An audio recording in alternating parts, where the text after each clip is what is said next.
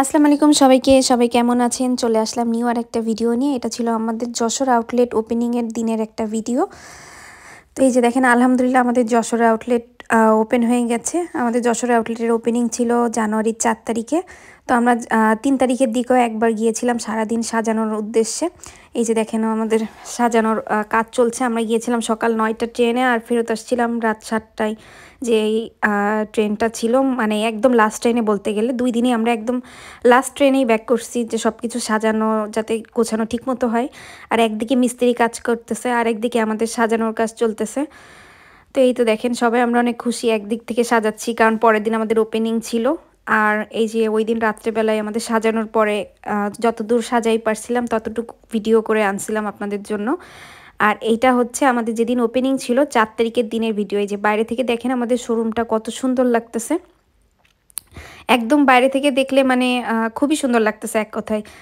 শোরুমটা আমাদের ছোট হইলেও এত সুন্দর করে আমরা সাজাইছি। আর এটা ছিল ওপেনিংয়ের পরের একটা ভিডিও। আমাদের যে ওপেনিংয়ে আমাদের রিবন কাটা কিংবা কেক কাটার ওই ভিডিওগুলো আমার কাছে নেই, কারণ ওই সময় আমি লাইভে ছিলাম। সো লাইভে থাকার কারণে আমি ওই সময়ের ভিডিওগুলো নিতে পারিনি। তো এই যে দেখেন এটা ছিল আমাদের ওপেনিংয়ের সময়ের ভিডিও। ওপেনিংয়ের পরে আমরা আবার বাইরেও একটা কেক কাটি, কারণ ওই দিন আবার আমার আব্বুরও বার্থডে ছিল। তো ওই কেকটা আমরা আবার আলাদাভাবে রেখে দিছিলাম, ভেতরে না কেটে আলাদাভাবে কাটার জন্য। তো এইটা ছিল আমাদের খাবারের যে অংশটা ছিল, মানে আমরা বলেছিলাম যে পিঠার প্রোগ্রাম থাকবে, যেমন ভাপা পিঠা, চিতই পিঠা, হাঁসের মাংস, মুরগির মাংস, কেক, মিষ্টি এগুলো থাকতেছে। তো এইগুলো হচ্ছে আমাদের সেই আয়োজন চলছিল আমাদের পাশের একটা দোকানে।